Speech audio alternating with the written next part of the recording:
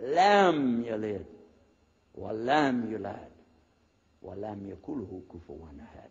And he explained it something like this. Say he is Allah, the unique, not like anything else. He's eternally sought after by his whole creation, but he doesn't need the creation. He's not the father of anything. He's not the son of anything. He's not like anything, and he is unique. Ahad. I said, boy, that's exactly what I already think, but I can't admit that. That sounds too easy. But plus in the Quran, Allah subhanahu wa ta'ala tells us to tell the Christians, don't say three. Here's a little point. I'm going to go out of the story for a minute to show you something.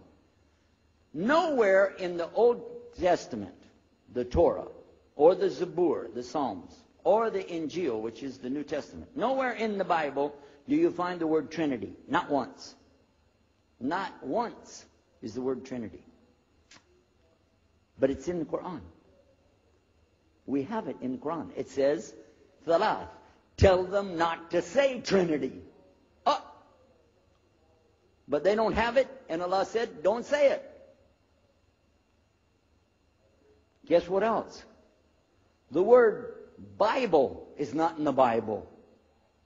Bible is from Greek. It means biblios, or book. Book. But it's in the Quran many times. Is it? Kitab. Book. Ahl Kitab. People of the book. So we found in the Bible a shortage. They're talking about it, but the Quran is explaining it. I found actually in the Quran, I can explain the Bible much better because it gives me the things I didn't know how to explain. So then in my mind, look what I did. I started realizing what he was saying was true, but I never admitted it. Instead, I was taking this and mixing it. And when I would go give my next talk, I would say, so and so and so, and I would use what I learned from the Quran to explain what's in the Bible. Some of the people liked it, but some of them didn't. Because when I began to talk about salvation being based on what? And the Bible tells you in there, there's no Savior except God. It says it real clear. Jesus is not your Savior, God is. When I found that, I said, okay, let me try another way to explain that. Each thing as I would learn it, I'm trying to change how I'm presenting the thing. It still doesn't dawn on me, I need to do something.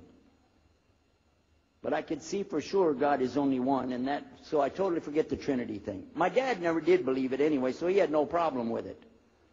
Now we come to some new thing. The priest asks the Muslim, can I go to your church with you? The mosque. He said, sure, come on. Well, he went, and they came back. So we took the priest aside. Come here, come here. What do they do? What do they do in there? Tell us, what do they do? Do they like kill some animals, or what do they do in there? He said, no, they just stand there like this, and they pray, and they leave. I said, what?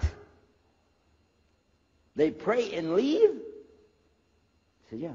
Okay, what kind of music do they have? He said they didn't have any music. No music?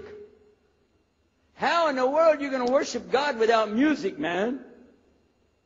So I asked him, Muhammad, you guys don't have any music? He said, no.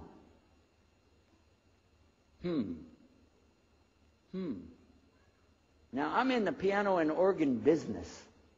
I said, how many mosques are there in the world? He said, millions and millions and millions of them. I said, none of them have a piano. He said, no. Any of them have an organ? He said, no. Oh, man, I can get rich. Just introduce some music to these guys, put it in there, bound to be. I said, do the Arabs have any music? He said, oh, Arabs have music. I said, boy, I got it figured out, boy. I can see my next $1 million coming right straight up at me, So then the priest asked again another time, he wanted to go back to the masjid again. He went, this is middle of July, 1991.